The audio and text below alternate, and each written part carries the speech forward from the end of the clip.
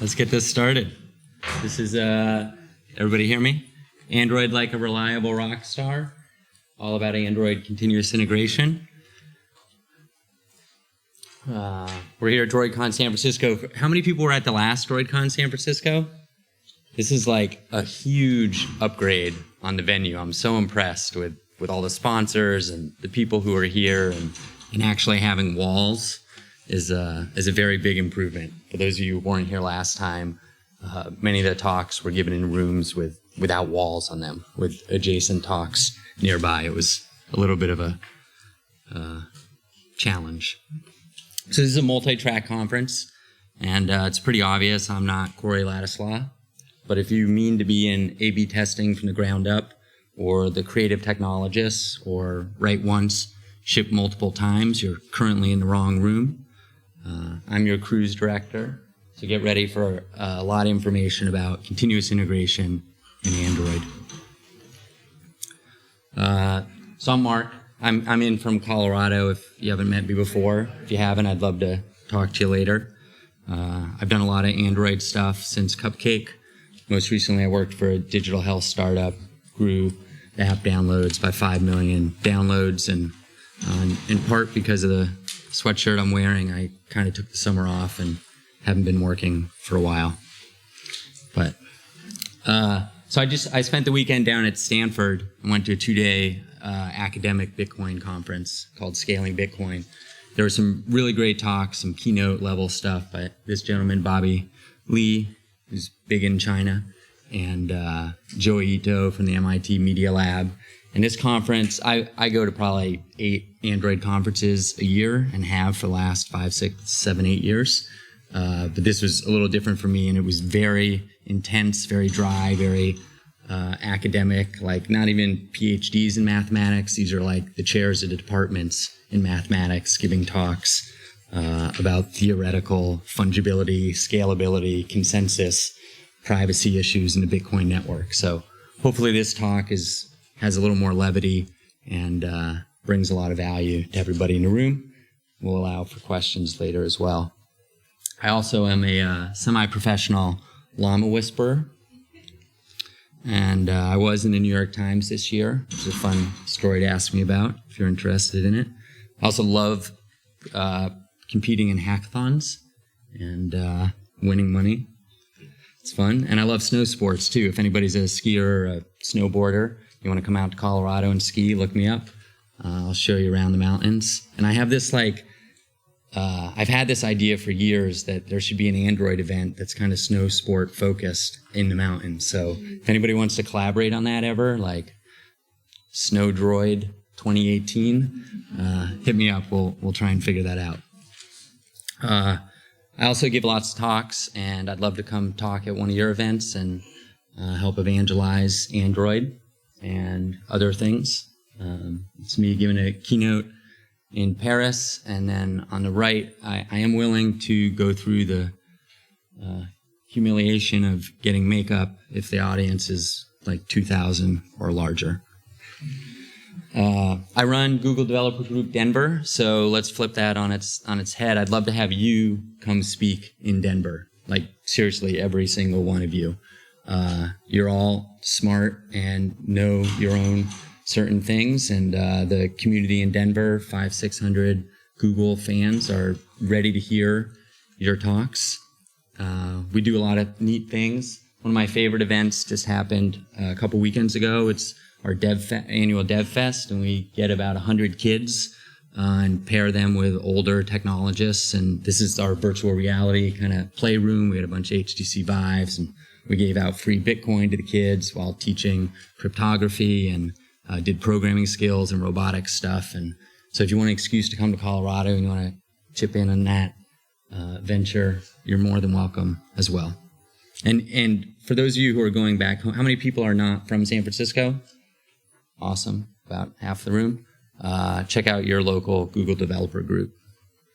Okay, sorry for the long intro. Back to continuous integration.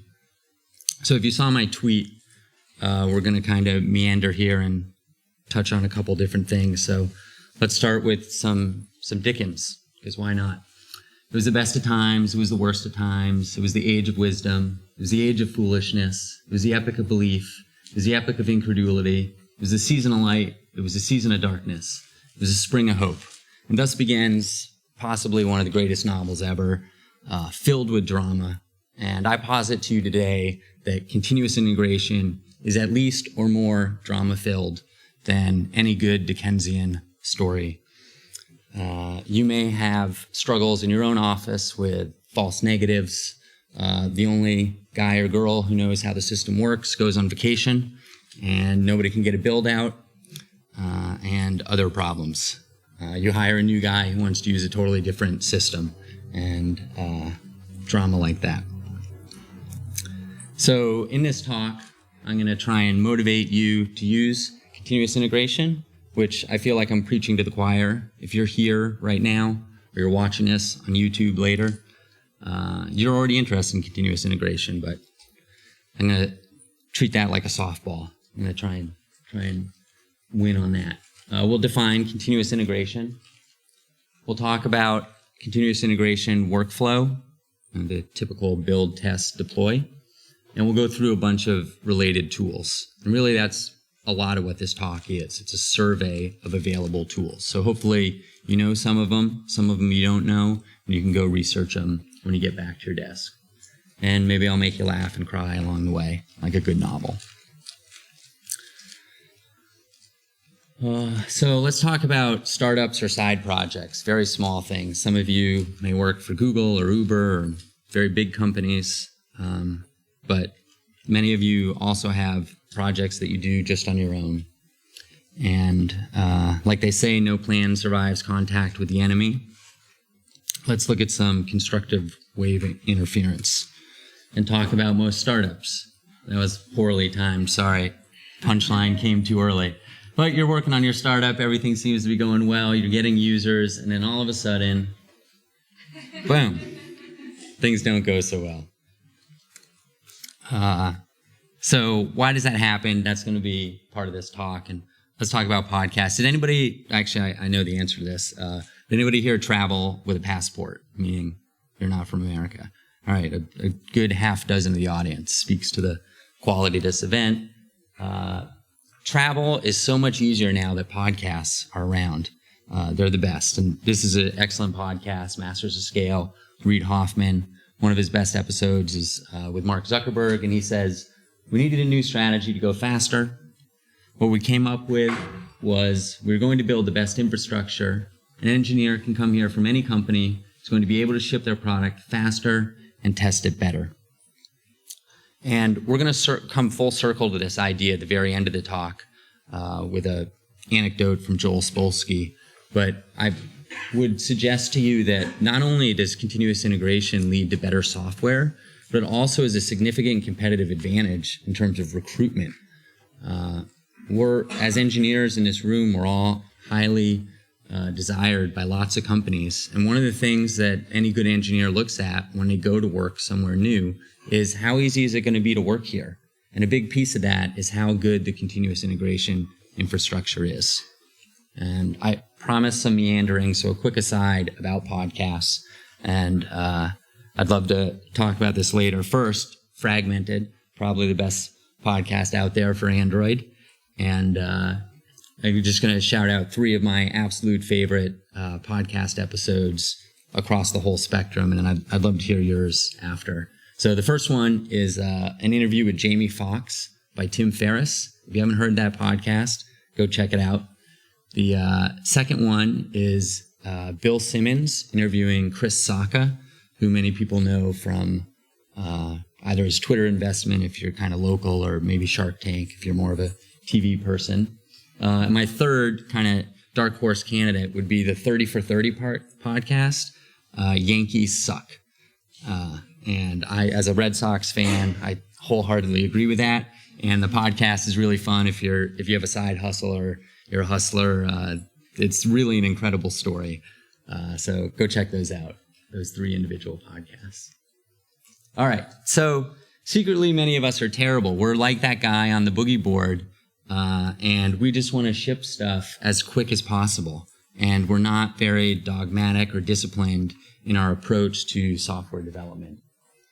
And it's always fun to get to consult at some big companies who maybe worshipped is too strong a word, but you've looked up to in the past, and then realize, their SH blank T stinks too on the inside of the company. This idea of having discipline is certainly not a new idea, and we'll go down a little history rabbit hole here. Does anybody know what this is? It was available in one color, Model T. All right, great. So Model T was one of the first examples that we're aware of kind of discipline to construction of something. Software can be constructed, cars can be constructed, etc. Henry Ford, by the way, was a super interesting guy. Besides being a titan of industry, he was a farmer, he was a watch repairman, and he raced cars. So his kind of innovation was the modern assembly line, what they call the modern assembly line, which is a good harbinger of my next couple of slides. But it emphasized continuous production, and his innovation was a conveyor belt between different manufacturing stations. So why do they call it the modern assembly line? Well, it turns out that that is not the first example in history of something like continuous integration. In fact, this kind of regimented approach to creating things is a very old idea. So old that it showed up in Dante's Inferno. So bonus for an extra literature reference to me. So this is that when they made weapons in Italy, they used an assembly line process, and it was one of the secrets to the Venetians' kind of strength of their army. But it gets even older. As far back as over 1,000 years ago in China, there's historical evidence of assembly line production, and it was weapon related as well. I wasn't able to find any photos, which you might attribute to me being lazy, or maybe just that there aren't photos from back then, but lazy is a good segue to my next point, which is that programmers are lazy. And we all know this because we are programmers and we are lazy. So here we have Larry Wall. Programmers can be lazy. Another famous face. I choose a lazy person to do a hard job because a lazy person will find an easy way to do it. And this is kind of the point of continuous integration. We don't want to be bothered with executing command line Gradle every single time we need to build. We just want to make a commit, make a PR, have things kind of happen for us because we're inherently lazy, which I would say is not a bad thing. It's a good thing. Better to be smart and lazy than dumb and industrious. I don't know. So a century after Henry Ford invented the modern assembly line, let's apply similar principles to software. We can operationalize the boring, repetitive tasks, hit peak efficiency, and be like this guy. All right, this is Michael Guerra. He's an Italian cyclist, and how he does that, I don't really know. Okay, so let's define some stuff. We'll go to Martin Fowler. Continuous integration is a software development practice where members of a team integrate their work frequently. Usually each person integrates at least daily, leading to multiple integrations per day. Yada, yada, yada. We all mostly know what continuous integration is. And CD is so nice it got a definition twice. A lot of people say continuous deployment. Some people say continuous delivery. This is moving the constructed software off to beta environments, test environments, or to actual production. In the case of Android, moving it to the Google Play Store. All right. So, to motivate you to use continuous integration, let me throw out some extra kind of bonus things you can do once you have this operationalized system in place. So you can execute static code analysis. And because we're lazy, you can do it automatically. And because we have short memories, you can compare things run over run, even 6 months apart, a year and a half apart. You can run your unit tests, integration tests. We'll go into that in a little more detail later. You can save artifacts and reports, and this is important, again, in terms of comparison. So if you end up getting a bunch of negative Play Store reviews, something's going wrong in the field, you can go back to a point when you weren't getting those incident reports and compare the reports, like let's say the lint report, and see if there's anything that stands out that might have been the genesis of that problem. Good CI, CD systems have great notifications. They go where the lazy programmers want to consume them. Some people like email. Some people are Slack people. Some people are HipChat people. Some people like to look at IoT light bulbs. Some people like the negative reinforcement of having a dart shot at them if they break a build. Hooks into source code repositories are important, obviously, to automate the kickoff of a build. And crash reporting and user feedback are other elements that you can incorporate into your CI and CD processes. Okay, so let's look at a couple of those tools. Lint is probably the most famous one and could and has taken up an entire talk. PMD is a source code analyzer, check style, static code analyzer for the style of your code. And then find bugs, which helps find bugs in Java programs, can also be integrated into CI and CD. I'll talk about where you can get these slides later, but there's a bunch of links for those last things. Those of you off camera, pausing for all the people taking pictures of the slide. All right. Great. Oh, that's a shame. The picture is missing. That was going to be a fun Bitcoin story.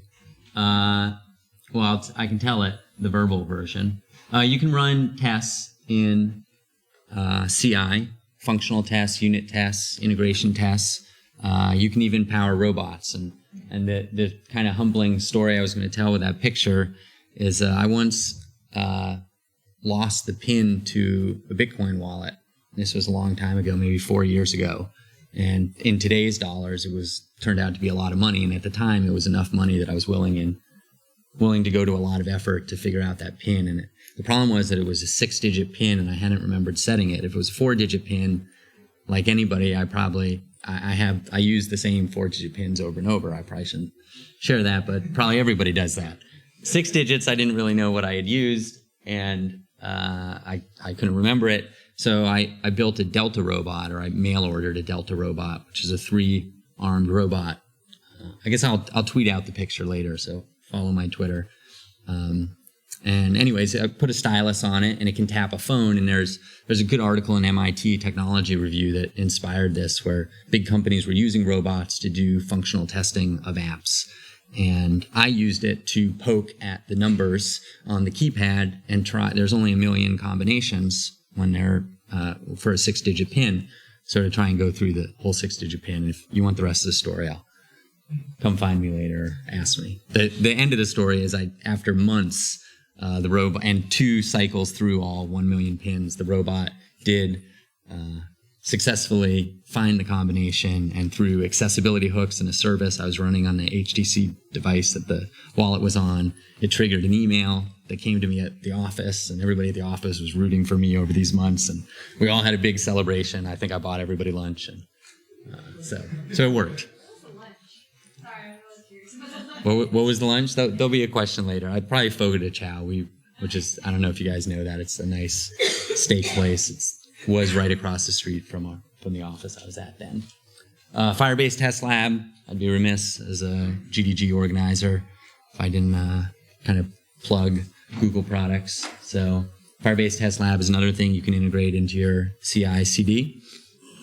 And now let's get into our survey portion, and this is going to be an interactive portion. So pay attention for just a minute for the rules. Basically, I'm going to show a tool, a product, something like that. And I just want to know if you've used it in a project in the past. It can be a personal project, be your project at work right now. If it's not what you use right now, you can raise your hand anyways. So we'll start with the most famous one. This is a Silicon Valley episode showing the use of Jenkins. You know it's legit because it showed up on HBO. So how many people have used Jenkins in some capacity at some time? All right, so 85% of the room, I'm guessing actually 199% of the room has used Jenkins in the past. Jenkins is awesome. It's very customizable, but it's also expensive not in a dollars and cents. It's free in dollars and cents, but it's expensive in a time capacity. Unless you've done it 10 times before, it can take a while to spin up. It's important to make sure that your runs happen the same way every single time when you use Jenkins. So if you use different machines, maybe different flavors of operating systems, sometimes you can get unreliable results. So check out Jenkins at jenkins.io. Okay, Travis, which actually I haven't used. So, okay, great. That's fair. That's a lot more than 360 and Dev had. I'd say that's 20+% of the room. You can find them at travisci.org. About GitLab. Any users of GitLab? All right. We're dwindling. We're down to that was like 5% of the room. If I do some quick math. How about Team City, which I just added? Even less. All right. We're continuing the trend. Maybe that was 3 or 4% of the room. There's a great video here that I'm going to take some screen grabs from. Oops, I guess not. Circle CI. Anybody? Okay. Some enthusiastic hands for Circle CI. That's nice. But that was a low proportion. So here's some Circle CI screen grabs. This is a YAML file for Circle CI, which you can use to configure. Circle CI, like a lot of these tools, has a web interface that you can use to see your builds running after you set up webhooks with your source code repositories. And the obligatory notification. So in this case, it's an email letting you know that there was a failure. Hat tip to this Twitter user who the last time I gave a version of this talk introduced me to Bamboo. Any users of Bamboo? Okay, that's the lowest yet. I'd call that 1% of the room right there. It's a product by Atlassian, makes HipChat pretty famous. There's a link to them. And then BuddyBuild. Any users of BuddyBuild? Some enthusiastic hands again, but a small sample there, a couple percent. I'm going to dig into BuddyBuild a little bit because I think it's representative of all the tools. And I think it's lesser known, but has some very enthusiastic supporters, like friend and ex-coworker of mine, Matt Harris from Dispatch Health, who said describe BuddyBuild as a complete end-to-end solution that just works, 0% configuration, 100% happiness. Now, before I get to the next slide, let me tell you that Matt is one of the most talented mobile developers I've ever worked with. So this holds a lot of weight with me personally. But for you might want to evaluate it by this picture from Sunday. This is Matt, who lives in Colorado, but he's from Atlanta, and he's at a Carolina Panthers game on the road, and apparently wearing a Spud Webb jersey. And where anybody gets a Spud Webb jersey, I'm not even sure. But Matt is a very good mobile developer, and he talks very highly of BuddyBuild. So let's go through kind of some of the stuff that BuddyBuild does that most CI/CD systems do. So you get your continuous integration, your continuous deployment, your feedback loop, and your analytics and crash reporting. Kind of BuddyBuild's claim to fame is that it's one of the CI/CD systems that's built exclusively for mobile developers. There's a lot of the other tools we talked about across all kinds of domains. Like Circle CI that we saw earlier, there's a web interface. One of the unique attributes of BuddyBuild you can see on the lower right the test run video. So they capture videos of your runs if you configure it. And here you can see unit tests, or these are, those are espresso tests where one has failed, some have passed, and you're getting details about the failures. So BuddyBuild provides logs for every UI test run, a video replay, as I mentioned, of every test run, and a detailed call stack for any test failure during test runs, which is great, because there's nothing more frustrating than getting a user error report and not having a stack trace to kind of dig through and figure out where the error was, or at least a place to get started. Also does JUnit tests, or unit tests, in this case JUnit. And that's BuddyBuild, which I think they were a sponsor here. Did anybody talk to them at the event? Okay, a couple people, good. Hopefully got a t-shirt, whatever. And it is built specifically for mobile developers, as I mentioned. They have a lot of fancy clients. So let's talk about 2 advanced tools as well. I can guess the answer to this one. Anybody use Bazel? Yes, that was the answer I was expecting, actually. So one person raised their hand. And Buck. Anybody use Buck? Wow, I was not expecting that. We're all the way back to almost a third of the room said yes. That surprises me in part because of this. Their website currently has 2013 as the latest copyright. But great to hear. I went to a Lyft talk earlier, and there's an Uber tool called GoBuck that they are using. Oh, sorry, thank you. OKBuck that they're using, which is kind of like the height of irony for Lyft to be giving a presentation and talking about tools they use that are made by Uber. Or maybe I just don't understand what irony is, but I thought it was funny. And let's see. So that's the end of our game. You're off the hook with the participation. Okay, so let's bring it back to some of the history, some of the literature. Not sure how I'm going to tie in Bitcoin into this, other than to say, if you think Bitcoin has dramatic growth ahead of it, CI/CD has dramatic growth ahead of it as well. But I talked about drama earlier and alluded to the fact that a lot of times you can go into a company or your own office and just be very upset about CI and CD. Build is breaking for an unknown reason, but it, quote, works on my machine. That's the most kind of painful thing is when, Google changes some play service library or something and remote Jenkins instance gets confused and has the wrong, build tools. When your builds are failing and you can't deliver software, that's one of the frustrating angles of CI and CD. The goal is to reduce that drama and find some way. Good documentation helps because you're constantly onboarding new engineers and engineers are leaving. That's one of the more dramatic things that can happen. An engineer can kind of set up your whole CD stack, CI stack, and then they leave and nobody knows how it works and they didn't document anything.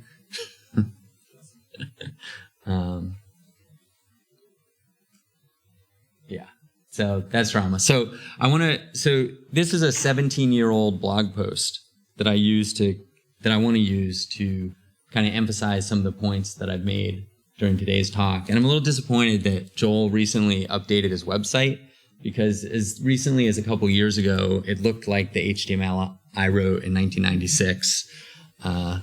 And it's too bad that he's got some fancy WordPress website because that doesn't look like a 17-year-old blog post. But trust me, it had like the blink tag in it, and it was acceptably atrocious for 17 years ago. And this comes back to my idea that CI and CD can be a recruitment tool. You can encourage engineers to come work with you if you have a repeatable, good process for building software that isn't frustrating and maybe is even fun if you're using IoT light bulbs and Dart machines, etc. So in this, let's see how this stands up to the test of time.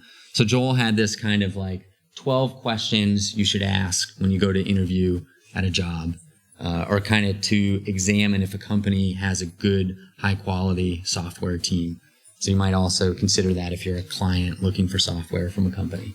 So do you use source control? Some of these questions are funny, and now 17 years later, a lot of them, almost all of them, are perfectly reasonable questions to be asking today. So obviously, you're not going to take a job at a company that doesn't use source control. That would be madness and lunacy. Can you make a build in one step, which is kind of the emphasis of this whole talk? Can you just commit your code and a build magically happens, probably in the cloud, maybe in a computer in the corner, maybe on your machine, but can it all happen in one step?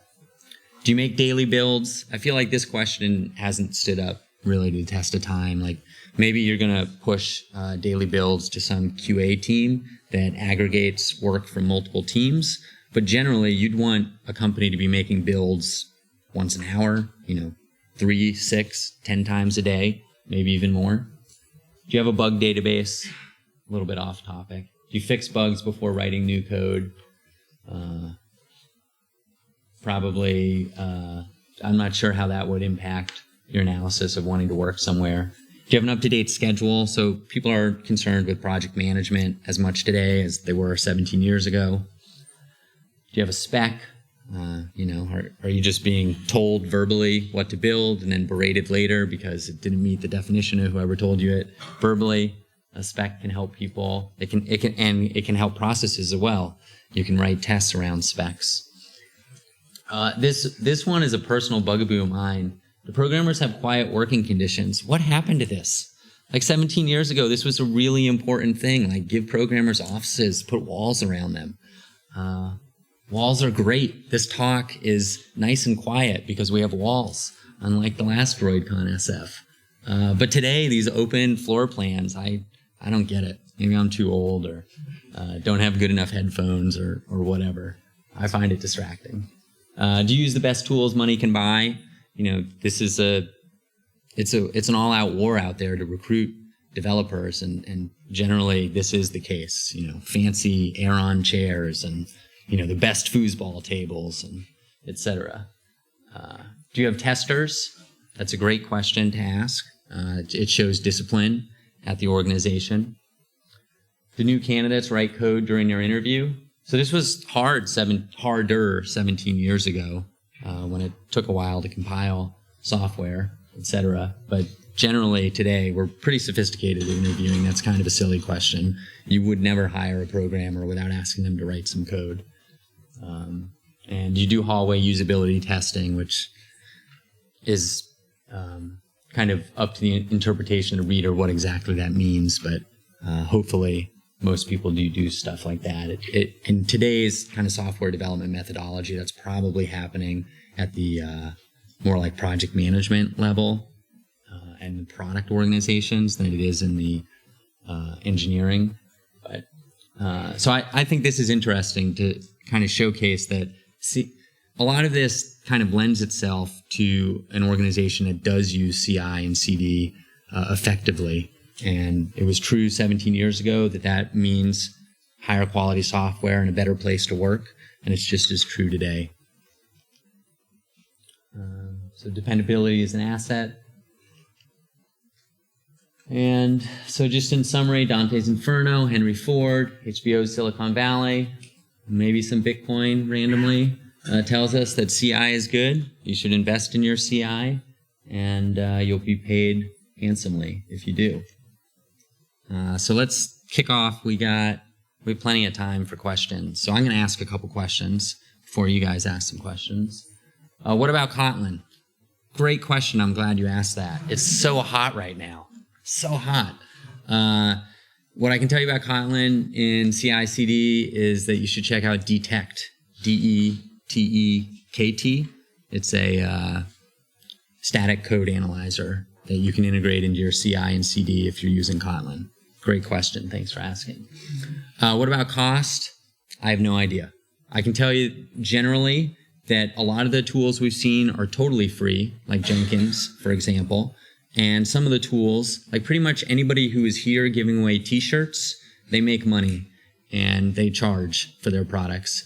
But in general, you can use them for free on your own projects. If you're a one-person company, if you don't really care about parallelization of your builds, you can get away with some kind of free tier plan with them, and then costs go up from there. Where are the slides? I will post them to Twitter soonish. Follow me there. And then this question is actually for you guys. Raise your hand if I missed an obvious tool that's come on the market since the last time I gave this talk. Nothing? Okay. All right, let's have some questions. Anybody have questions?